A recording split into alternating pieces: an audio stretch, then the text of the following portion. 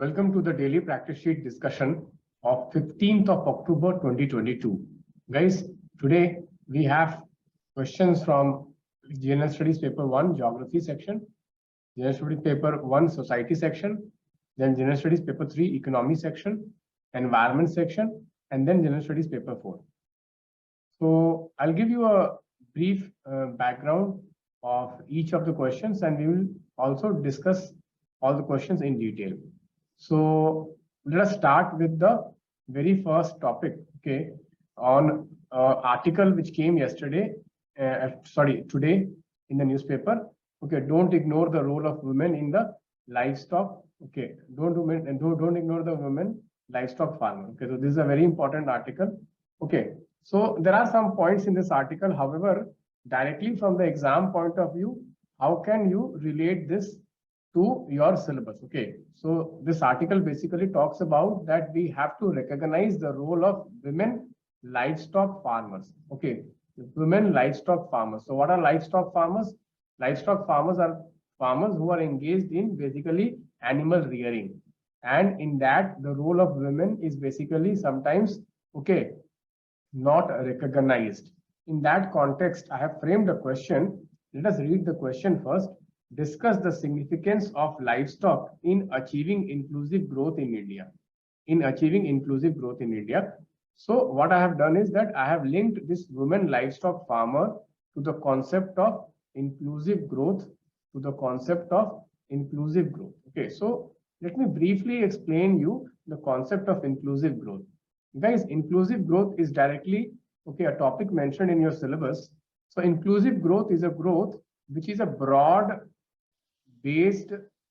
growth. Okay, it's a broad-based growth. What is broad-based growth? Broad-based growth basically means that it includes all sectors, sections, regions of economy. So all the sectors of economy. So inclusive growth will include all the sectors, whether it is the primary sector, which includes agriculture, mining, etc., whether it is the secondary sector, which includes industry, manufacturing, etc., or whether it is the tertiary sector, which includes the services.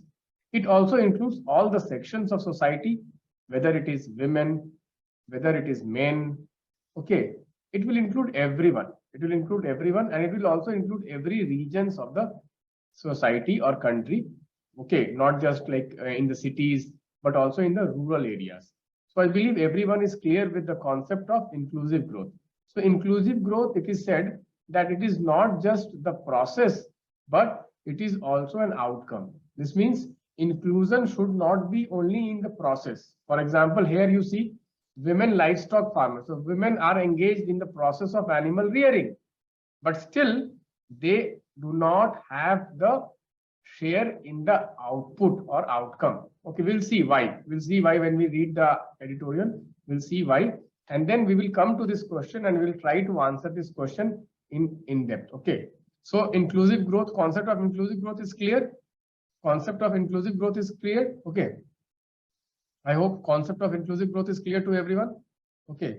So it's a broad-based growth, a growth which includes all the sectors, all the sections. Okay, it is both a process and an outcome. So let us see some facts.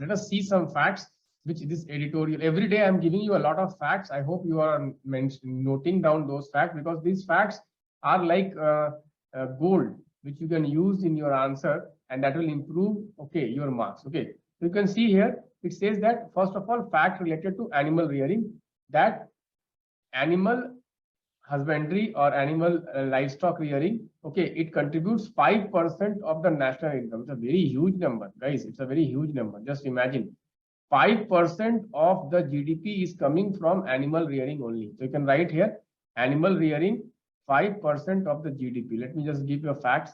5% of GDP and 28% of the agri GDP. 28% of the agri GDP. And agri GDP, you know how much? Agri GDP is how much of the total percentage of the GDP? It is around 15%. So in 15% ka 28%, it's around 5%. Means around 5%. Okay. You see here, in the last 6 years, it says that in the last 6 years, animal rearing is basically growing at 7.9%, whereas agriculture is growing at, farming is growing at just 2%. So now you see, if we have to double the income of the farmer, we have to go for animal rearing. Why? Because farming is just growing at 2%. At 2%, can we double the income of farmer? Obviously not. If you want to double the income of farmer, we have to grow their incomes at least 7 to 8%. Then only we can grow their income, double the income in at least 5 years, 10 years. Okay. Without that, we will never be able to double the income of the farmers. Okay. So this is very important. You can use this fact in the doubling of farmers' income. Doubling of farmers' income. Okay. Because at 2% growth, kitna saal lagega double hone mein? It will take a long time to double. But if you are growing at 8%, okay, we will double very quickly. We will double very quickly relative to the 2%. Okay. And why we are talking about this issue? Because today is the International Day of Rural Women. International Day of Rural Women. Okay. So guys, I have linked this International Day of Rural Women to another question today of society. You see this question, feminization of agriculture. Feminization of agriculture. What is feminization of agriculture? Feminization of agriculture is a phenomenon where the share of women in agriculture rises. Share of women in agriculture rises. Okay. So International Day of Rural Women. So that is the most important topic today. You have to study is what feminization of agriculture, which I will discuss. I'll discuss that also after I discuss this inclusive growth. This is a related topic only. I'll discuss this feminization of agriculture also. Okay, guys. So let us go forward. Let us see some other facts. Okay, it says that, okay, that you see here, it is recognized that majority of the women working in the rural areas, 72% are engaged in agriculture activities. This means out of 100 women who are living in rural areas, 72 women are engaged in what? Rural activities, agriculture activities. Okay, agriculture activities. However, with the exception of participation in dairy sector, okay, women's role in livestock economy is not widely known and discussed. What say that? Generally in dairy, you must be knowing about the Amul story. Generally in the dairy sector, we recognize the role of women. Okay, we recognize the role of women, but in other sectors, okay, of the animal rearing sector only, other sectors like, for example, goat rearing, chicken, etc., etc. Okay, the role of women is not that recognized. The role of women is not that recognized. As far as dairy is concerned, you can see here, there were 5 million women members in the dairy cooperatives in 2015-16, which increased to 5.4 million in 2021. So 5.4 million, just imagine, 54 lakh women are engaged in dairy cooperatives. So this fact you can use for women empowerment in cooperatives, role of cooperatives in women empowerment. You can use this fact. Okay, you can use this fact, role of cooperatives in women empowerment. Role of cooperatives in women empowerment, and because this question can come. Okay, what is the role of cooperatives in women empowerment, or discuss the contribution of cooperative movement. So cooperative movement has played a very important role in empowering women in India, particularly in the dairy sector, where more than 5.4 million women are engaged in dairy sector, which the data says here. It's a very important data, guys. Women accounted for 31% of all the members of the dairy producer cooperative in 2021. Just imagine, one third of the dairy cooperative members are women. Okay, a huge important data for our role of cooperatives in women empowerment. Okay, so any question you get regarding role of cooperatives, guys, please, it's a humble request from my side. Please use this data. It's a gold. It's a completely gold. Okay. So, and that number has been rising. Okay. That in India, okay, number of women dairy cooperatives, women-centric dairy cooperatives are also rising. You see, from 18,000, now it is 32,000. So women-centric cooperatives are also rising in numbers. So it's a huge number, it's a huge data, and it's really worth. Okay. So after that, you see there are some data related. Okay, this is not at all important from the exam point of view. That's what you have to learn. Okay. Today also you see in this toppers talk today we had success sutra talks. Okay.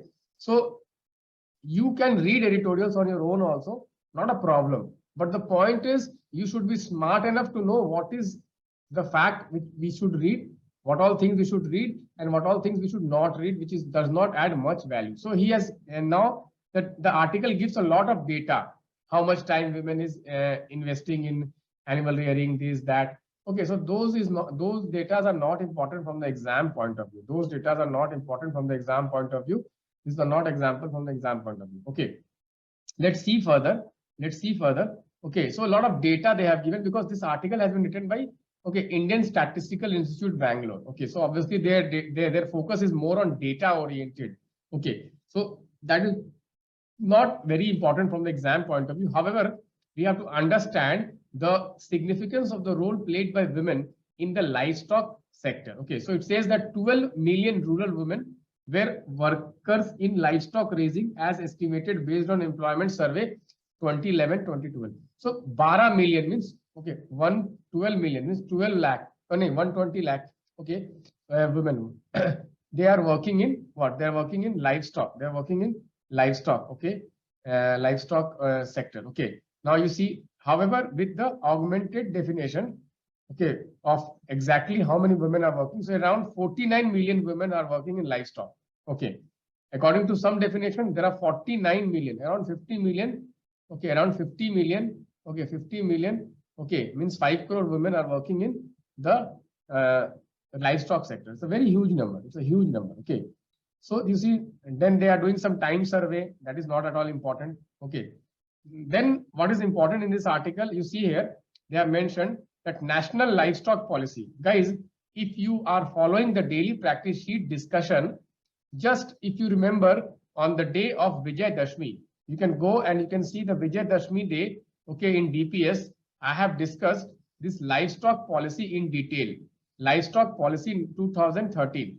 I have discussed in detail. You can go and you can watch that discussion. Okay, I'm not going to repeat it today. Just one point I would like to make here, that the livestock policy, the National Livestock Policy 2013 has also aimed at role of women in the basically animal livestock. Okay, role of women. Okay, it says that the livestock policy is aimed at increasing livestock production and productivity in a sustainable manner. Rightly states that 70% of the labor in the livestock sector comes from women. Just imagine, 70% of the labor in livestock, okay, comes from women.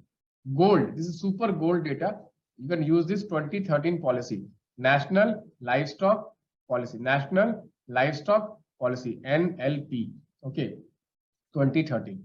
I'm not going to discuss the entire livestock policy here because just few days back only I have discussed that. I would like to request every one of you, go to the portal, just open the Vijayadashmi day DPS discussion and you can have a look at it. Okay, now what it says that it discusses some of the problems which are faced by women in the livestock sector. Okay, before that, it says that it also focuses, the policy focuses on the availability of feed and fodder, providing extension services and improved flow of credit to livestock farmers. So what is the focus of the policy? National Livestock Policy, to give feed, to make arrangement for the fodder, to make arrangement for the extension services, to improve the credit supply to the livestock farmers. However, NLM, National Livestock Mission, does not propose any schemes specific to the women livestock farmers. So National Livestock Mission, there is a National Livestock Mission also. That was policy. Now we are talking about mission. Does not have any specific provision for women livestock farmers. The policy proposes the state government to allocate 30% of the funds from the centrally sponsored scheme for women. There is no logic for 30% quota. It says that there is no logic for 30% quota. Why? Because 70% of the labor is coming from women.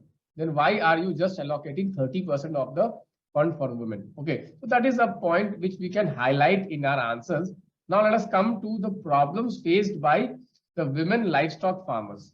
First of all, the problem is what? The data collection. Guys, if we do not recognize these women who are working in the livestock sector, then how will we address their problem? Okay, you also know that identification of beneficiary, data collection is the primary source to policy making. Okay, so that is the first, that we do not have gender disaggregated data. Gender disaggregated data, we do not have it. First problem. Second problem, you see the extension services.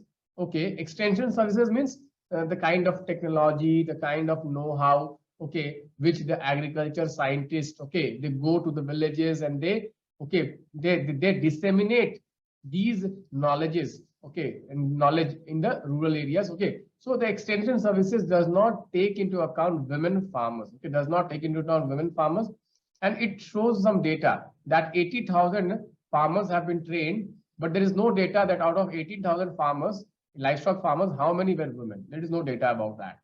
Third, in our villages survey, women in poor households without collateral to offer banks found it difficult to avail loans. So credit is not available. And we all know that that is a basic problem in the rural areas, in the agriculture, that without collateral, generally they don't get credit. Particularly in the livestock sector, this problem is more. Okay, more. Okay, next, women in the livestock farmer lacked the technical knowledge on the choice of animal, breeding, veterinary services, etc., etc. So they do not have the technological know-how also related to breeding and etc. And we all know that breeding is very important because breeding improves the productivity of the livestock. You must be knowing that. Okay. Next, our villages studied show that women are not aware of the composition and functions of dairy board. So women also lack awareness about the various schemes, institutions, policies, okay, which the government has for the livestock sector. Or the livestock sector, that obviously prevents them from taking the benefit out of these schemes. So in the end, the article sums up that women labor is critical for livestock economy. It follows that women should be included in every stage of decision making. Means women-centric policy, women-centric decision must be taken. Okay, so policies, schemes, everything, you should include women into it. Okay, guys, is this clear, everyone? Everyone has noted down the important points. I hope I am clear. Okay, so all the important points I have basically gone through. These points are not that important. Okay, so whatever important points I have basically given to you. Now let us try to answer this question. Let us try to write an answer to this question, guys. Okay, let us read the question again. It says that discuss the significance of livestock in achieving inclusive growth in India. Okay, so how would you write that? How would you attempt to write that? Can anyone try?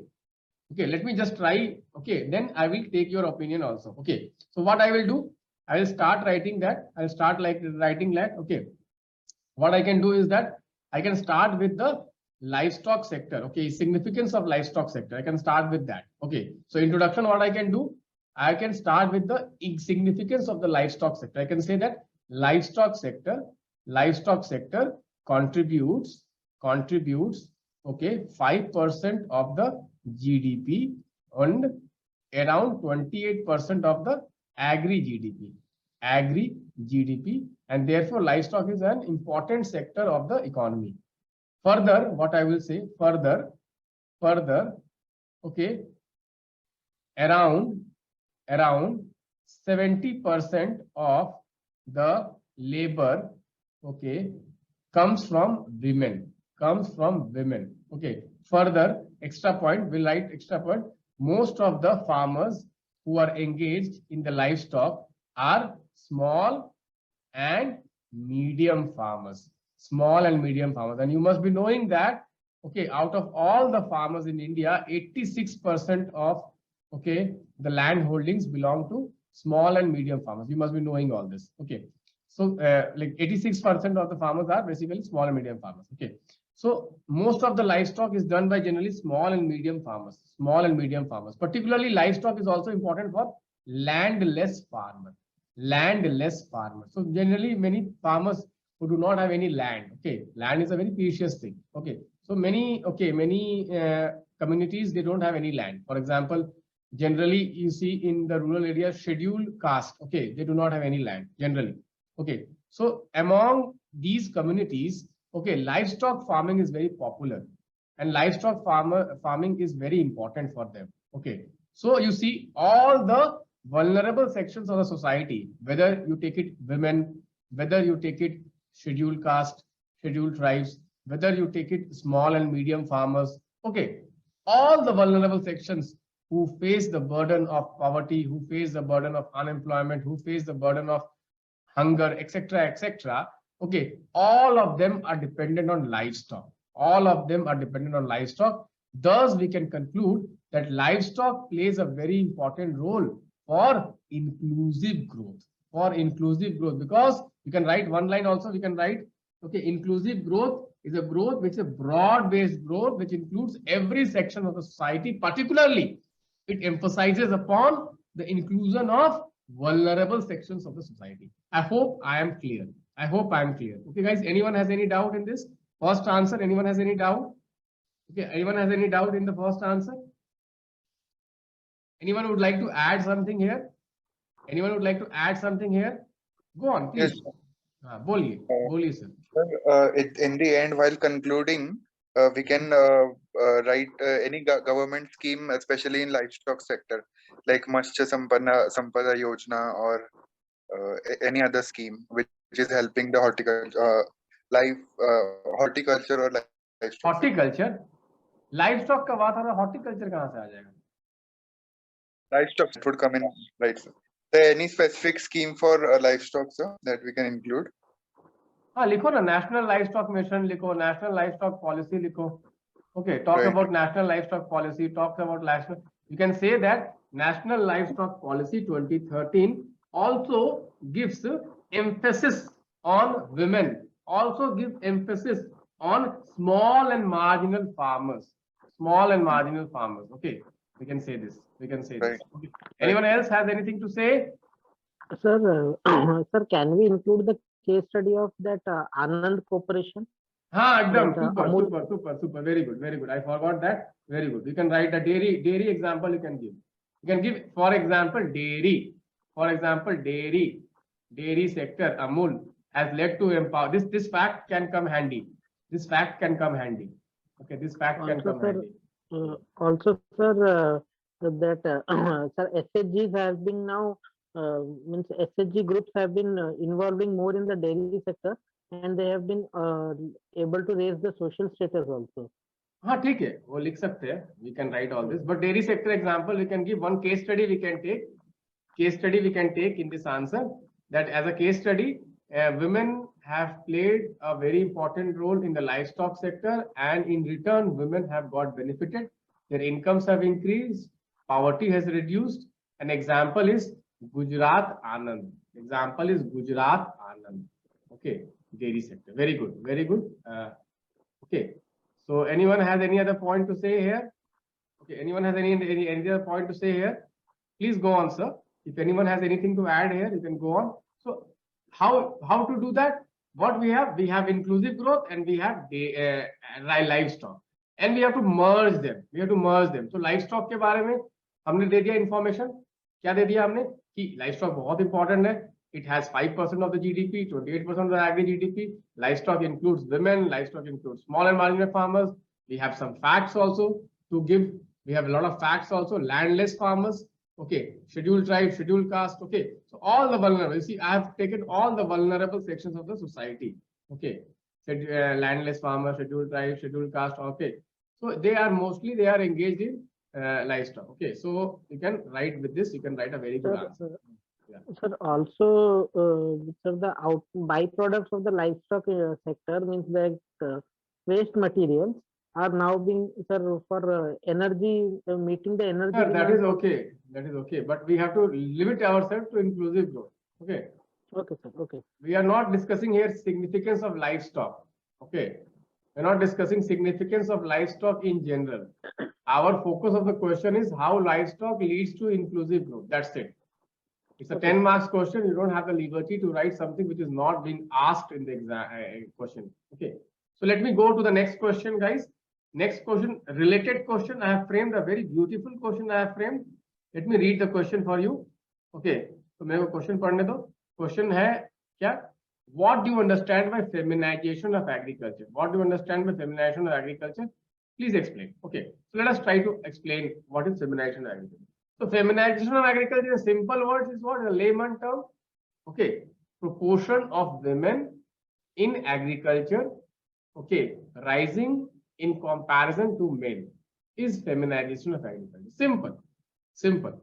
And you know, it is the economic survey which has, okay, also mentioned in economic survey 2017, it has mentioned feminization of agriculture sector. Okay.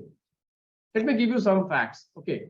So India's Indian economy is primarily dependent on agriculture, and okay, and the responsibility of agriculture falls on women. You know, women contribute. Okay, women. 71% of women in the rural areas are employed in agriculture, because you see this article also mentions the same thing, that 70%.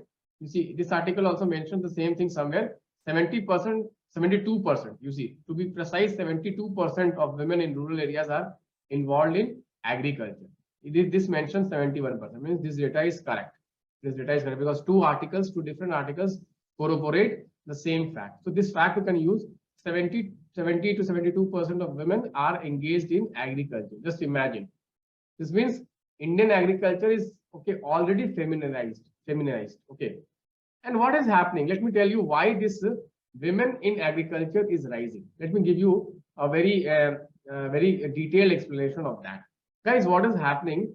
Because of the climate crisis, because of the agrarian crisis, what is happening?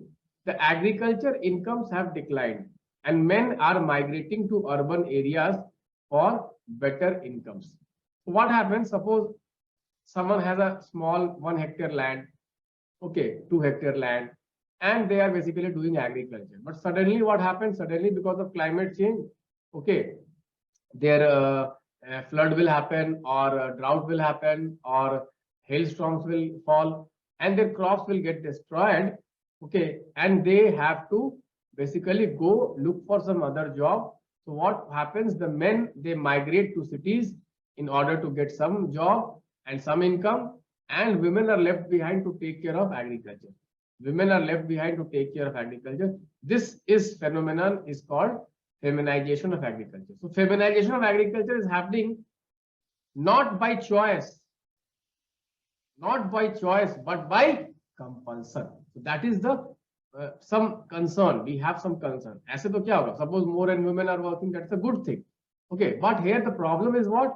That women are forced to take up agriculture, responsibility of agriculture. Why? Because men are migrating, and you must be surprised here that in some areas, particularly Marathawada areas and some areas in, I think in Karnataka also some regions, okay, many times what happened? Men, they commit suicide. When the crops fail, men commit suicide because they have taken a loan. They are doing commercial farming, they are doing cotton, etc., and the crop has failed. So they are not able to repay the loan. So in that stress, they commit suicide, and women are left behind to take care of the land and all that. Okay, so that is also, so agrarian crisis is another topic itself, in that in the complete topic in another topic, which I am not going to discuss right away, right now. Okay, I'll discuss some other day. But agrarian crisis is one of the reason for feminization of agriculture. Therefore, it is not something which we can be very proud of. That feminization of agriculture हो रहा है, तो there is nothing something good about it. There is this coming by force. Why? Because men are migrating, and men are not migrating by choice. They are migrating because of stress in the rural areas. And we all know agriculture sector, there's stress. Okay. So next, what I would like to tell you, some other facts I would like to give you. Okay, more than 3/4 of Indian women sustain their life as farmers. Some facts you write down. 3/4. 3/4 means around 75. Okay, 3/4. Okay, okay, which is far higher than the men. You see, men, relative to men, women are more engaged in farming. Just see this. Just see this interesting fact. Okay, making agriculture is the primary women occupation. Agriculture is primarily a women occupation. Okay, and the irony lies that less than 13% of the land is in the name of women. So they don't own the land titles. Just see, 75% of the work is done by the women farmers. However, they just own 13% of the land. This itself creates an ironical situation where women are at the receiving end. Okay, women are at the receiving end. Okay, and whatever women have some land, 90% of the land is small and marginal land. Small and marginal land according to Agri Census 2015-16. According to Agri Census, okay, so it says that despite the Hindu Succession Act, which was amended in 2005, which allows daughter, means girls, daughters, to inherit lands, still we all know that generally that does not happen. Okay, you must ask your mother that, okay, has she taken some property, okay, got some property from her father's home? Generally, okay, they will say, no, I just gave to my brother, like that they will say. Okay, so generally the implementation of this Succession Act has not happened. Okay, generally, again, women don't claim also. Women don't claim because of our family system is like that. Okay, generally women don't claim also. Okay, so what happens is that, okay, they might be working, but they do not have the ownership of the land. They do not have the ownership of the land. Okay, so this is also an important point which you can highlight in your answers. So what happens if you do not have the land ownership? Will you get the credit from the bank? Obviously not. Will you get all the schemes of the government of India? Obviously not, because most of the schemes, most of the initiatives are tied to what? Land ownership. Am I correct or not?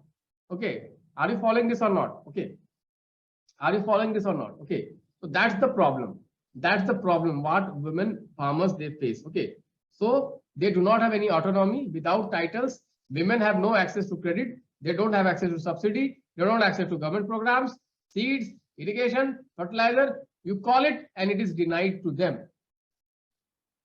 It is denied to them. The reason is they do not have the land titles in their name.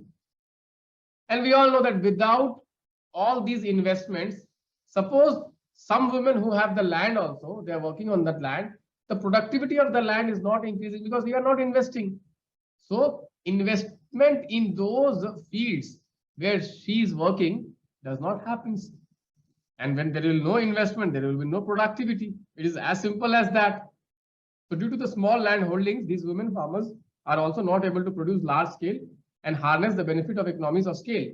Landlessness also has grueling consequences, okay, including the second-class citizen rural women. So having no land in the rural area is like very not a good situation to be in, and most of the women are in that situation. Okay, so I hope you will be able to write feminization of agriculture. Do I need to write, or you will be able to write it? Okay, how many of you are able to write it? Okay, anyone has anything else to say? Anyone from society background? Anyone from society background, sociology optional, would like to add something here? Okay, anyone has something to add here? Sir, in the solution part, what should we write? Solution part will say land ownership. Encourage land ownership. Okay. Implement the Hindu Succession Act. Okay. Okay. Tie most of the schemes to the women. Tie most of the schemes to the women. Okay, like for example, now PDS women name is also written. Something like tie more women owners. Say that if women owns the land, then you will be given something more incentive. Okay, like that we have to incentivize transfer of land ownership to the women. Okay, we have to incentivize that. Okay, we have to incentivize that. Anyone else has anything to say? Okay, no. Okay, so can you repeat the Anand case study point? Anand case study point. Okay, Anand case study point यही है कि most of the women who are working in the Anand cooperatives, okay, they like most of the people who are working in Anand, they are mostly women. Okay, and it has improved their incomes, it has improved their situation, economic situation, and most of them are out of poverty. That's the Anand case, Okay. Okay. Amul case. Let's go on, guys. Because we have enough to do. We are already like 1 hour over. Okay, let's go to the next question, guys. Next question, I have an interesting question here. Let us read the question. According to Economic Survey 2018-19 Economic Survey, India's demographic dividend will peak around 2041. India's demographic dividend will peak around 2041 when the share of the working age population will hit 59%. In this context, does India needs a population policy? Okay, so first of all, we must ask ourselves, do we know the concept which I mentioned here? So what are the concepts mentioned here? Demographic dividend, peak of demographic dividend, and then population policy. Okay, so let me just give you a brief idea about what is demographic dividend. Demographic dividend is nothing but the economic benefit which comes because of favorable age structure. It is the economic benefit which comes because of age structure, favorable age structure. What is that favorable age structure? More working age population compared to dependent population. This means low dependency ratio. Let me just write it down for you. Okay, and demographic dividend is nothing but economic growth which comes because of favorable dependency ratio. And what is favorable dependency ratio? More working age population compared to dependency population. And this is going to rise till when? 2041. Okay, it's an important fact. You can use it for your exam, and where 59% will be the working age population. And what is working age population? 15 to 64. I hope you must be knowing all this. It's a kind of revision for you. You must be knowing all this. Okay, Okay, so 15 to 64 and 59%. Okay, so now let us try to see yesterday, I think it was there in yesterday's newspaper. Yesterday I had forgot to include this, so I have included that today. Okay, so I can tell you nothing will be left. Okay, whatever, sometimes if because of paucity of time I don't take up that day, I will take up next day. Okay, so this was the yesterday's newspaper. It was very important, so I kept it for today. Okay, so let us try to see. So this is a kind of a interview, between 2-3 people. Okay, and they are basically interviewing on the need for population policy. So I'll give you the crux. And you can read it afterwards. I'll give you this document. You can read it. Okay. So what is the crux of it? See, India's fertility rate, India's total fertility rate is declining. You must be knowing that as per the recent report, it says that already we have achieved 2.1. Already we have achieved the replacement rate. Okay, already we have achieved the replacement rate. Okay, guys. So what has happened because of this fertility rate decline? Okay, let me explain to you. So because of this fertility rate decline, many things are happening. Okay, first of all, we will have demographic dividend. Okay, we will have a demographic dividend because of decline in fertility, and this demographic transition is going to happen. We will have more working age population compared to the dependency population, because children aged below 15 will reduce. Okay. However, there is a other side of the story also, that all the people who are young today, suppose I am young today, you are young today. So by 2040, 2050, suppose I am around 34. Okay. So by 2040, okay, what will be my age? Okay. I think my age will be how much? Around kitna? Today is what? Today is around, we are in 2022. Okay, so 2040, around I will be 50 to 55. You see one data I'll give you. Interesting data they have given. You know, by 2050, India will have 1/5 of the population as more than 65. Just imagine. By 2050. This is a very important data I'm going to give you. Please note it down. Okay. So you see, one fifth of the population. Okay, 1/5. Every fifth person will be above the age of 65. So we are very lucky, and we can say lucky also. We are in the age group, I and you. Okay, you are a little bit late, but I was in the age group where India is going through a demographic transition. Okay, India is going through a demographic transition. By 2050, my age will be around 60 only. So that is the age of any India, because India's median age population right now is 28. Okay, 28 minus 32, 33. So 28. So you can see now. So India is going through this demographic transition. Okay, in the next 20 years, we will have this demographic transition, and it will peak in 2040. It will peak in 2041. Okay, 2041 it is going to peak.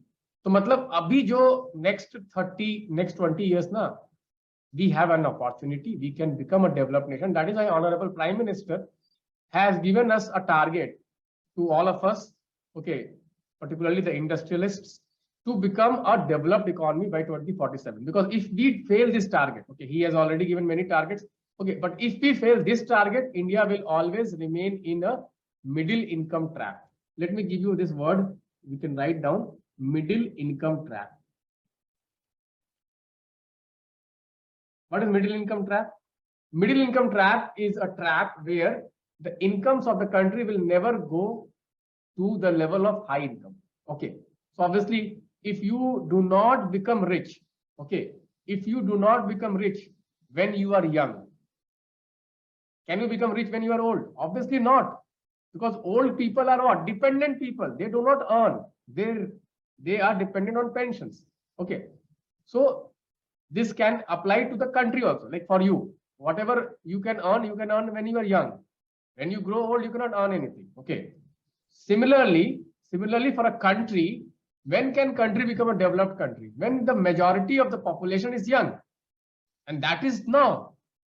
If now we are not able to capitalize on the demographic dividend, then demographic transition, dividend is when we will capitalize, then it will be called dividend. When we will not be able to capitalize, it is called demographic disaster. So two keywords here, guys. You can write down, guys, demographic dividend and demographic disaster. Okay, so you can see here what I will read here. A paragraph I will read out here. Coming back to the young, we have the capacity to tap in the potential of our youth population. There is a brief window of opportunity. What is this brief window of opportunity? Till 2041, which is only there for the next few decades. Few decades means 2020 decade, 2030 decade, and 2040 little bit. Okay, 2040 little bit. Okay, we need to invest in the adolescent right away if we are able to reap the benefits. Otherwise, demographic dividend will turn into a demographic disaster. Okay, you can write this paragraph. It's a very important paragraph I am making out. Okay, I am bringing out. Okay, very important. So this demographic dividend, if not capitalized, if demographic transition not capitalized properly, if this demographic transition not capitalized properly by investing in adolescent, investing in health, investing in education, investing in skilling, then unfortunately this demographic dividend will turn out to be a demographic disaster. Okay, it is unfortunate, but it will be the case if we do not put our house in order, particularly education system, particularly the health system and the skilling system. Few days back in our DPS, we have discussed the skilling system. Guys, I would like to request all of you to go back and have a look at it. We have discussed the entire skilling ecosystem of India when we have discussed apprenticeship in India. You can go back and you can have a look at it. Okay, guys. So the problem is right now is that we have to, not problem, we have an opportunity. But if we are not able to harness that opportunity, that will turn out to be a big problem. Why? Because 2050, 1/5 of the population is going to be what? Old age. We are going to become an aging society. Okay, like we have in Japan. Japan is an aging society. You see what is the growth they are having? 1%, 2%. Itna aa gaya bahut. Okay, but we are growing at 7%, 8%. We can grow even 10% also if we put our house in order. Okay, so let us try to see One other dimension of this demographic transition is the gender dividend. This I have to bring it out. Okay, this I have to bring it out, and you have to write it down. Okay, gender dividend. What is gender dividend? Guys, what happened? Okay, suppose a girl is there. Okay, she gets married. Okay, and right now the TFR is around 2.1. Okay, so what is basically TFR 2.1? Means there's basically replacement rate.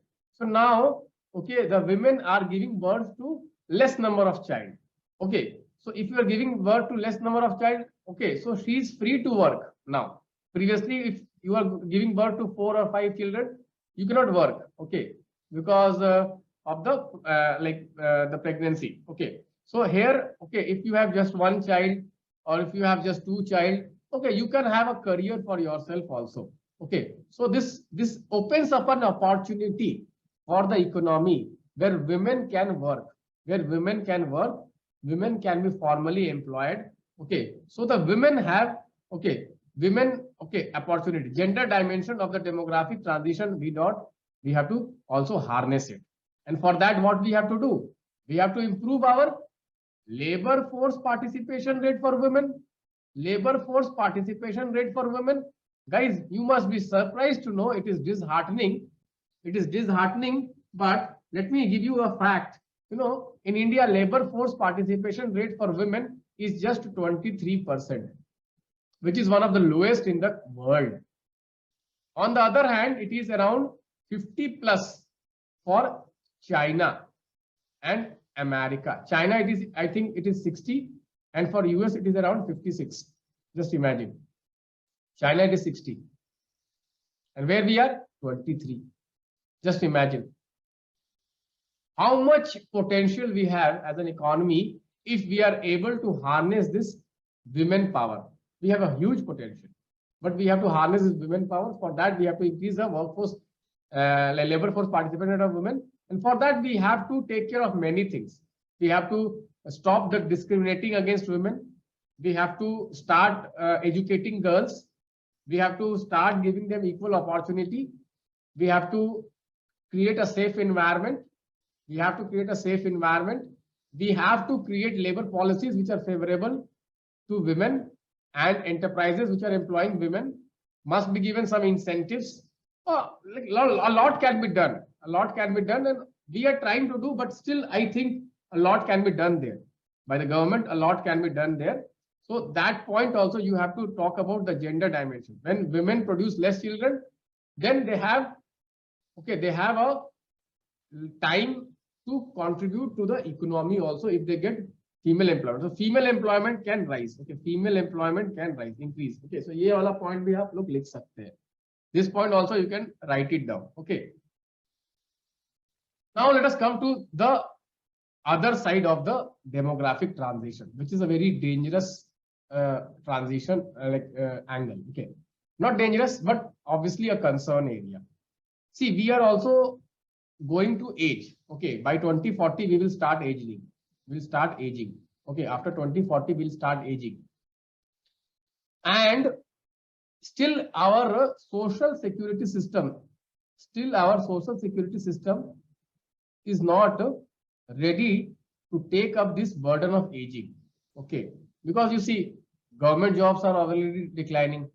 Formal employment in India is very less. I think not more than 10% of the workforce is employed in formal employment. Most of the employment, around 90%, happens in the informal sector. Informal sector, there is no social security.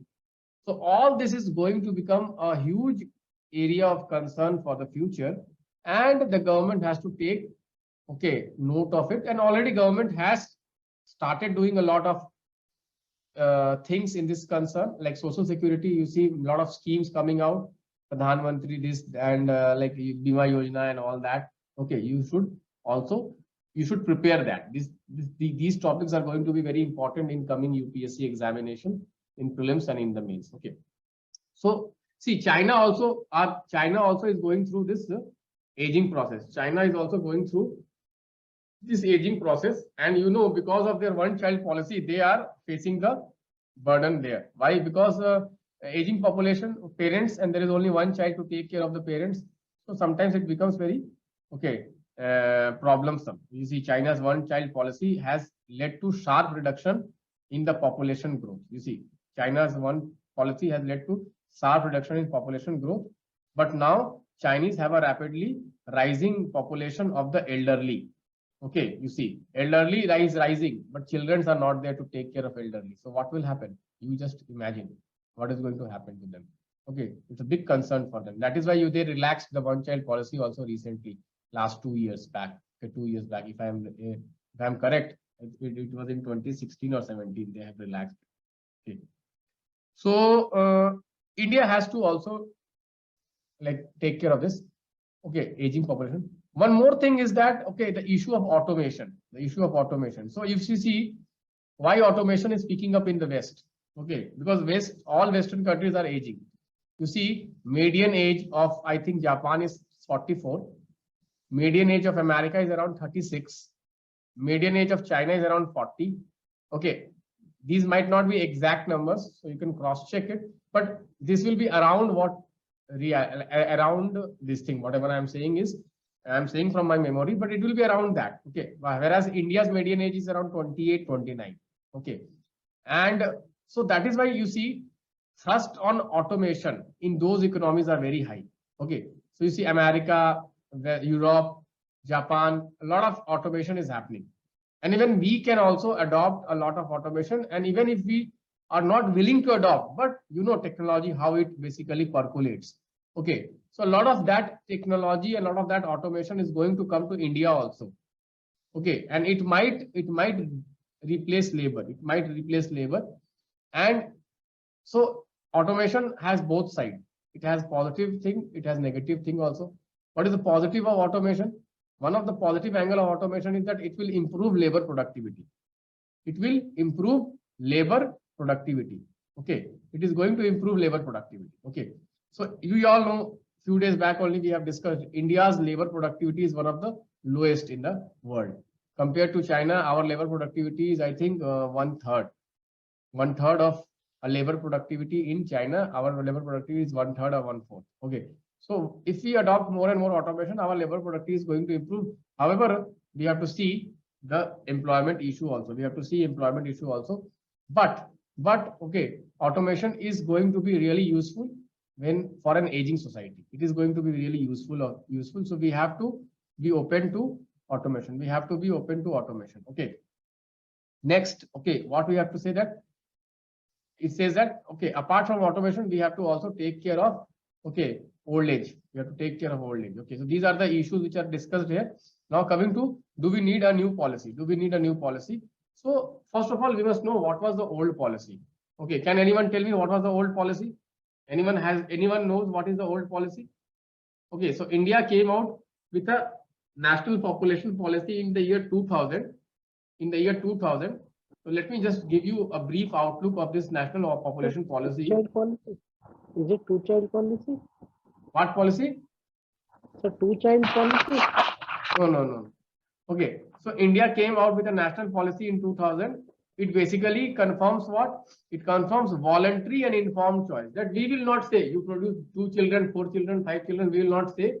It is voluntary. It will focus on voluntary and informed choice and target-free approach. Target-free. We will not give you targets. We will give you autonomy. So it is based on autonomy. Very important aspect. It is based on women autonomy, women empowerment. The keywords are here: voluntary, informed choice, and target-free approach. Keywords लिखो, सिर्फ keywords लिखना है, ज़्यादा नहीं लिखना है.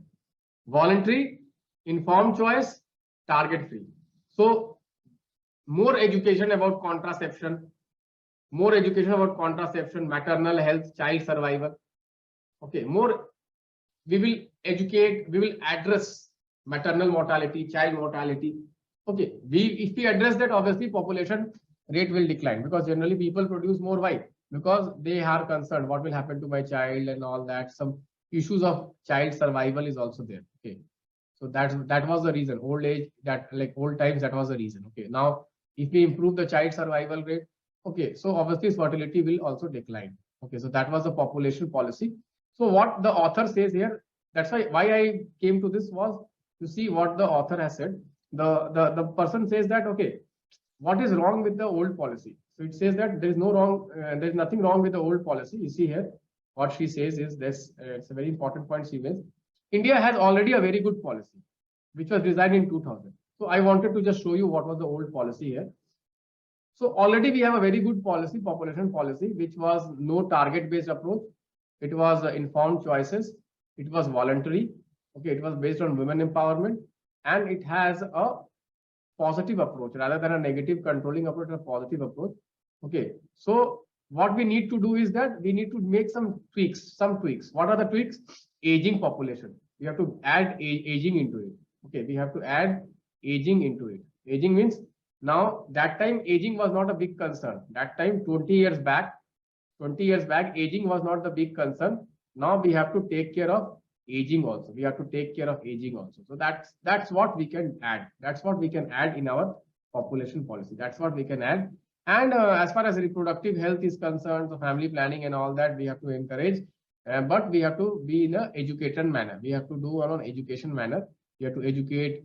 Okay, change our discourse around population policy. So generally, sometimes you see many times controversy comes that population control policy, this policy, that policy. So we don't need that. Why? Because our TFR rate is already declining. Okay, so we have to basically focus on creating a productive population, creating a healthy population, creating a happy population, not basically getting rid of population. Okay, so now we have to come from, you can write here, control, population control, to we have to shift towards population development. We have to shift towards population development. Okay, so from control mindset, we have to shift towards development mindset. We have to develop the population. We have to develop the population. So from population control, we have to move towards population development. Okay, so I hope this is good. This is good to go. We are good to go. I hope everyone understands this and everyone will be able to write it. Okay, so anyone has any doubt here, they can ask. Otherwise, we'll go to the next one. Okay, we'll go to the next one.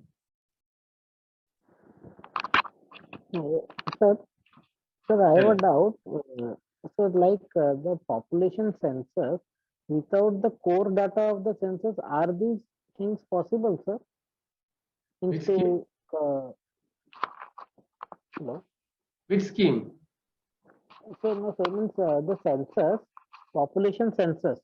So, without the population census, is it possible to derive the dividends and all, sir?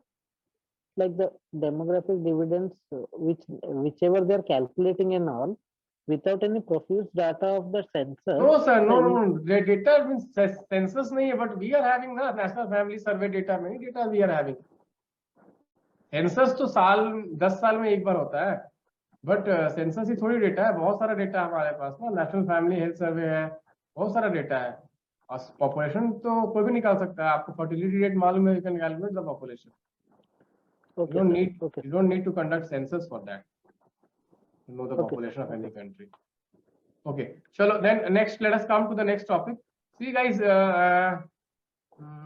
which topic should I take? Yeah, let me take this topic of Gs3 environment. Okay, food versus fuel debate in the context of bioethanol economy. Guys, you must be knowing that, okay, every other day, okay, now the focus is on basically bioethanol. Okay, bioethanol. Okay, so in that context, I am giving you the question. Okay, I have given you the question. Okay, that food versus fuel debate. Okay, food versus fuel debate. What is food versus fuel debate? Okay, for that you need to understand bioethanol. Okay, you need to understand bioethanol. Okay, so I'll tell you the article from where I have taken this question. So there was an article which talks about ethanol blended petrol is regarded as the alternative fuel now for transportation sector, and India is also promoting this ethanol blending. We have a national policy on ethanol blending, which I will just in a brief moment I'll explain to you what is the national policy. Okay, so the point is that recently now government is focusing more on second generation bioethanol. Why? Because of this food fuel debate, because of this question of food versus fuel. which I'm going to explain to you in this. But before we explain you the food versus fuel debate, just a brief, okay, you should know what is the different generations of fuel. Okay, so first generation of fuel is basically biofuel is what? Which is directly produced from food, grains, sugar, starch, vegetable, animal, etc., etc. Okay, directly, the food we eat, from there they are diverting it and they are producing biofuel. Okay, so obviously that is not good. Why? Because we all have food security problem. In India. We know that India has a food security problem. Today only global hunger index have come, and we all know what is the rank of India. Okay, it is not good. It is not good at all. Okay, so that is the first. Second generation of fuel is basically we will use non-food crops, or we'll use basically the cellulose, the agri waste. That is the second generation fuel.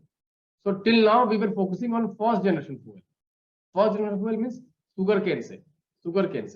Okay, so sugarcane, we all know like what is the problem. It is a water intensive crop, which we will discuss just now. We'll discuss in a moment. Okay, and third generation fuel is what? From microorganisms. Okay, third generation fuel is a micro, and fourth generation fuel is also talked about, although it is not, I think it is not possible right now, but it is basically biofuels aimed at not only producing sustainable energy, but also a way of capturing and storing CO2, biomass material which has been absorbed by CO2, which is growing and converted into fuel using the same process of second generation fuel. Okay, so somewhere related to second generation fuel only, where the carbon capture is also taking place. Okay, so the point is that we have to move from first generation to second generation. Why?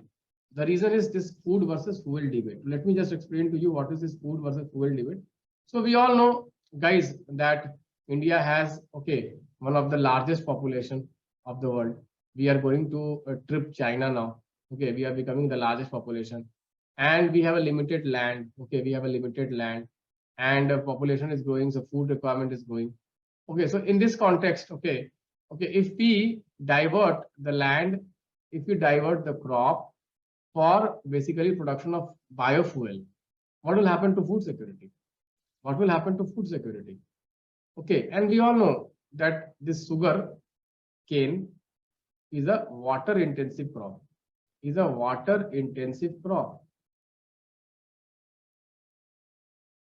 And since it is a water intensive crop, okay, a lot of water is also going into it. Okay, and we all know India is facing water security issue also. You must be knowing that, okay, 90% of the groundwater is used only for agriculture.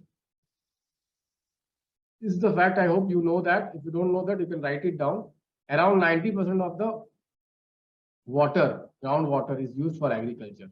10% only is for industry and domestic purposes. You must be knowing that. So water security and food security issues are there in India. Okay, so if we divert food grains for biofuel, food security might be threatened. Okay, so rather than going for generation 1 fuel, what we have to do is we have to move towards generation 2 fuel. Because arable land in India is scarce, guys. So it cannot be used for biofuel. Okay, otherwise it will create food security issue. Okay, that is the crux. I'm giving you the crux. That is the crux of the debate. Okay, so better, what is the way out? Go for second generation. It's not that don't stop, go for ethanol blending, but ethanol must come from second generation biofuel. It should not come from the first generation biofuel. Obviously, second generation biofuel will be a little bit costlier, might be, and it will involve a lot of technology compared to the first generation, but it will be good. Okay, so you see the recent amendment to the national policy on biofuel for advancing the target of blending 20% ethanol in petrol by 2025-2026 from 2030. So previously the target was 2030. Now it has been amended and the target is 20% by 2025 only. And what is that fuel called? Anyone can answer the question? What is that fuel called? 20% blended fuel is called what? E20. E20. Very good. Very good. Very good. Very good. Okay. So I hope you will be able to answer this also. So let me now go to the next question. Make a case for vegetarianism. So ये तो नहीं करूँगा, ये बहुत easy है, आप लोग कर लो. Guys, you must be knowing that, okay, the kind of carbon footprint, okay, the kind of, I hope you all know the concept of carbon footprint, okay. Everyone knows it, or should I explain carbon footprint? Guys, do you know this? Clearly, quickly tell, okay, quickly tell. Guys, do you know this carbon footprint? Yes, sir. Okay, take it. So, the kind of, okay, the carbon footprint of vegetarian food and non-vegetarian food. For non-vegetarian food, the carbon footprint is very high. So it is unsustainable. It is not good for the ecology. It is unsustainable. Carbon footprint is the carbon emission which takes place in producing that object. It's called carbon emission, carbon footprint. Okay. There was one question on ocean currents. So there was an article on ocean currents today that Galapagos Island, okay, is able to maintain its temperature, climate, okay, because of ocean current. It was because of ocean current it is able to do that. In that context, I have framed a very conceptual question: what are ocean currents? What causes ocean currents? Discuss their impact on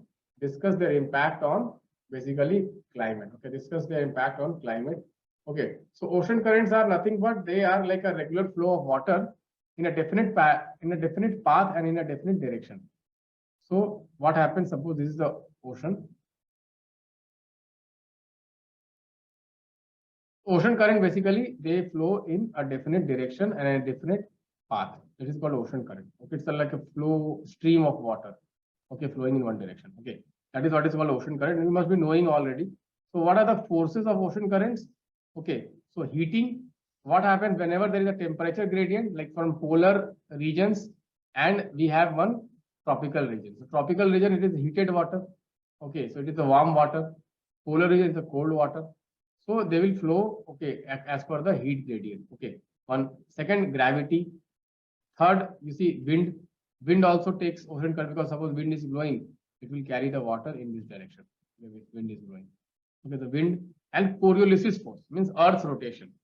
Okay, you must be knowing that Earth is rotating, and that is creating a Coriolis force. Okay, so that is also one reason of ocean current. So generally, prelims में question can come: which of the following factors is responsible for ocean currents? Okay, so you can say heating, okay, solar energy, then wind, then gravity, and then Coriolis force. So I hope you know this. Okay. Now, types of ocean currents. So what are ocean currents is over. What causes ocean currents is over. Okay, I'm not going to explain this how heat causes. Like I've already explained this. I hope you know this. If you don't know this, go and read the NCERT. Briefly, I have explained you temperature gradient, gravity gradient, and wind shear force. Okay, wind shear force and the Coriolis force. Coriolis force because of the Earth's rotation. Okay. Types of ocean current. There are two types of ocean current. Okay, cold and warm. Okay, so cold current, which basically brings cold water from the polar regions, and warm current, which bring the warm water into the cold water region. Okay, so this is very important. Many times people get confused. Cold and warm, they confuse. Okay, so cold current brings cold water. Cold current brings cold water to the warmer regions. Warm current brings warmer water to the colder regions. Okay, is this clear? Okay, so what is the impact on the climate? You can see here, these are the currents. Okay, this dotted line is cold current, and this complete line is a warm current. Okay, you see here, North Atlantic drift is a warm current, very important warm current. And because of this North Atlantic drift warm current, you see this is Britain, this area. Okay, this is Britain. Okay, that is why it is warm. Little bit climate is basically warm climate, little bit compared to the other regions inside. Okay, it will be warmer. And this is the Labrador current, cold current, Labrador. You know this. This Gulf Stream. This is the Gulf Stream. Is a very important current. The Canaries cold current. Canaries cold current. Canaries cold current. One thing you will observe, the western coast. You see, this is called the western coast. Okay, western coasts we have cold currents. Bengule cold current, Canaries cold current. You must be observing this. Okay, and the eastern will have hot current. Hot means sorry, warm. Okay, you see warm current. Okay, so they basically impact the climate. They impact the climate. Okay, how do they impact the climate? Just let me explain to you briefly. You see, west coast of the continent in the tropical land. This is the west coast in the tropical land. Okay, has cold currents. Okay, their average temperature are relatively low with a narrow diurnal and annual ranges. There is fog, but generally the area is arid. So because of fog, okay, it creates fog and then arid area. This is an arid area because cold currents, what will happen? Cold current will create high pressure. High pressure will not create any rainfall. So this is because of this. This is the desert area. The desert area. Okay. Next, you see there is a one second. West coast, okay, continent in the middle regions. In the middle regions and higher regions bordered by warm current. You see, this is the west coast. Higher regions, west coast. You see, it is the warm current. It is a warm current, and that leads to warm temperature. You see this also, Alaska, warm currents. Okay, so west coast में warm होता है. You see here. Okay, is this clear, sir? Is this clear, sir? Okay. Next, you see. Okay, there is a west coast. Okay, ठीक है. Okay, this leads to maritime climate. Okay, because of this, they are characterized by cool summers and relatively mild winters. Okay, with a narrow annual range of temperatures because of these warm currents. Warm currents flow parallel to the east coast of the continent in the tropical. Okay, so in the east coast, warm current, the tropical letters. This results in warm and rainy climates. So they have warm and rainy climate because warm currents, they will have moisture and it will rain. So this for these regions, they have rainy current and rainy climate and warm climate. Okay, these areas lie in the western margins of the subtropical and anticyclone. Okay, the mixing of water. See, the mixing of water, cold current, warm current and cold current, it leads to fishing zones. It leads to fishing zone. Okay, so you see Oasio and Kuroshio. Oasio is a cold current. Kuroshio is a warm current. Similarly, you see here Labrador current and Gulf Stream. Labrador current and Gulf Stream. Here also there is a fishing area. Can anyone name what is the fishing area here? Can name the fishing area here? Quickly, guys, quickly. Newfoundland. Okay. Good.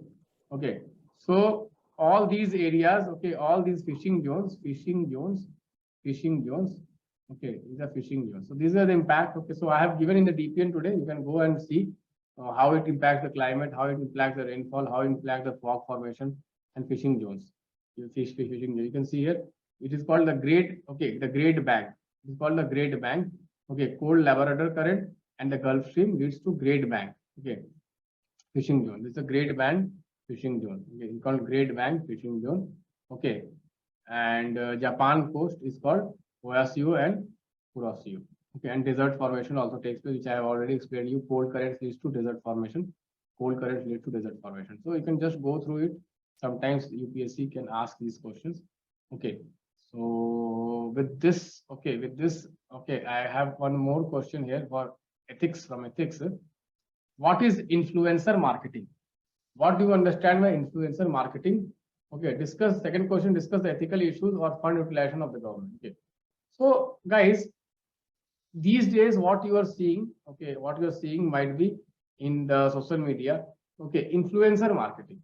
So you see most of the brands, what they are doing, most of the brands, even I was approached by one educational company, okay, EduTech, it is called EduTech nowadays, EduTech. They said that you write Quora for us, okay, you write Quora for us, we will pay you for every answer, but the provided every answer, chupke se you have to take our name that we are very good people, we are teaching very good. Okay, they said like this to me, and they said that they will pay me for every answer. I said, sir, I don't want your payment. Sorry, sir, please forgive me. age of influencer marketing. Influencer marketing means what they will do. So they will pick up people who have very good followings in social media. Okay. Okay. Like you see nowadays, many YouTube students, okay, aspirants, they are making YouTube videos. You know this or not? What they are doing? Basically, they are creating influencer marketing. What? So they will do vlogs, and after some time they will say, okay, this is the product and use this, and I like it, and you also can take this and all that. They will say. So this is happening, sir. This is happening. Okay. So social influencers, okay, are basically now taking up the space of brand, okay, brand marketing, social influencers. So what is influence? What is social influence? Social influence is basically a kind of persuasive communication, to improve the attitude, belief of the like receiver. Okay, so suppose I am influencing people. So this is a crowd.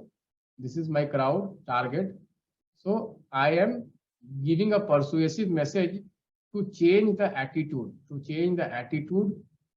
about me or my product, That is called influence, social influence. Okay. Okay. So social influence. Okay. Through social influence, basically we modify attitudes. So if you see on internet, suppose like one company, education company, what he is doing, he will have thousands of answers on Quora. Oh, this company is good, very good teacher, very good thing, very good thing, very good. So if any new student will come, he will see thousands of answers and good. So what they will do? They'll go and they'll buy the course.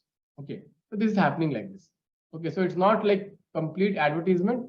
It's like another way of advertisement, the social marketing, okay, social influence. Okay. So social influence is becoming more and more common these days. But the problem is that they are doing in an unethical manner and illegal manner. What is unethical and illegal in this? See, the government of India has, okay, directions that whenever you are basically doing any kind of advertisement, then you have to tell that this is a paid YouTube. Like in YouTube also there is a YouTube video. Whenever you make YouTube video, and if it is a promotional video, the YouTube has one one option.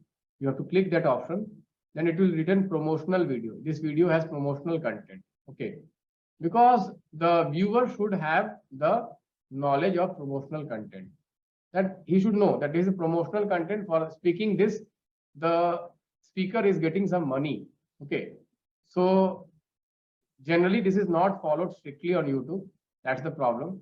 And many people now they are like promoting these kinds of stuff, okay, on the YouTube also, okay, without telling the viewers about that they are getting paid for that kind of promotions. Okay, that's the problem. So that is another thing we will not discuss right now. Right now we are going to discuss what is social influence. Social influence is a way to modify the behavior or attitude. Once we like modify the attitude, the behavior will automatically modify. Okay. So what are the factors on which social influence work? So factors on which social influence work is basically what? Liking. First factor is liking, right? First factor is liking. So generally we see the person whom we like, okay, we are more willing to basically hear him or follow him. Like for example, if I like Amitabh Bachchan, okay, so whatever movie he will make, I will try to watch that movie. Okay, generally I like Amitabh Bachchan, so I generally watch his movies. Generally, if it is good, I will watch his movie. Okay, why? Because I like him. And in my childhood, I was I was young. Now, so I am old. But now, when I was young, I was to like Salman Khan also. Salman Khan. Now I have stopped watching his movies. But when I was child, I used to watch his movies. Okay, like 15, 16, 17 years, I used to watch his movies a lot. But now I don't watch. So, like means what? They have a lot of whom do you like? So you watch all his movies. Okay, generally. So this is what liking. First is liking. Okay. Second is what? Reciprocity. Reciprocity means, okay, if someone will help you, okay, you will try to help him, okay, in return. You would like to help him in return. That is what reciprocity. So generally, you get to influenced very easily from people who, okay, have helped you. Okay, like I have a lot of friends who have helped me. Okay, so now when they ask help, so I help them. Okay, next is dominance. Dominance means, okay, basically dominance means if that person has some authority. Okay, some authority. That is why you see most of the coaching institutes, what they will do, and they will have a lot of, okay, they will buy toppers, a lot of names they will have. Okay, all 100 students are from my institute only. There are some ads now, everyone is there in that name only. Okay, some kind of, okay, everyone, all the aspirants are from one issue. And what they will do, every day they will show you. Okay, and that for that they will create a dominance in your mind. Oh, that all the toppers are from this institute only, let us go and join this institute. Okay, so that kind of dominance they will create, okay, by creating a authority, by basically publishing all the names. Okay, this also they do.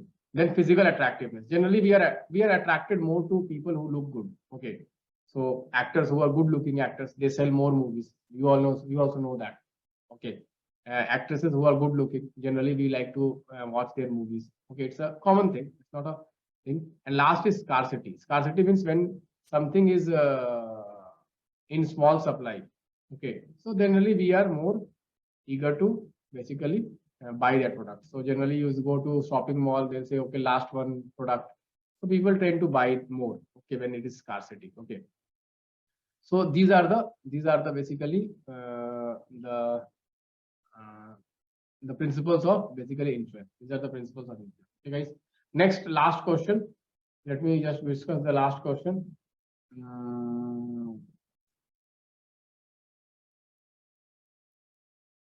Okay, what are ethical issues in fund utilization? So today there was a newspaper clipping on fund utilization. Some Assam during the NRC, there have been some fund misutilization.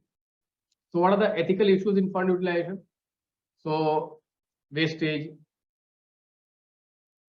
ethical issues in fund utilization, ethical issues in fund. Okay.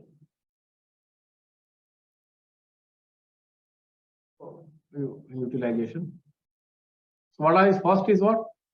Okay, misappropriation.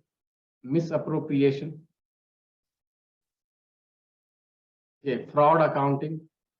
You now see one of the companies now, a lot of criticism it is facing that accounting is not properly done.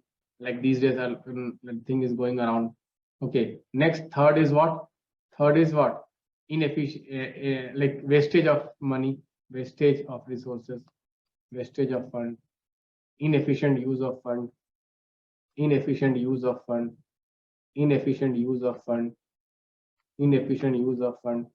So all these are like ethical issues in fund utilization. So guys, with this I would like to end.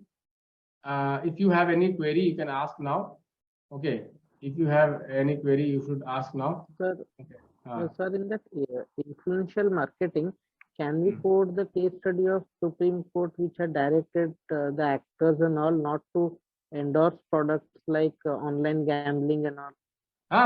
Yes. No, that will be another. That will not come here. That will be another. What are the ethical aspects in influencing? So suppose one company approached me and he's saying that please basically market this product. So I have to see to it that the product should be good. It should be useful.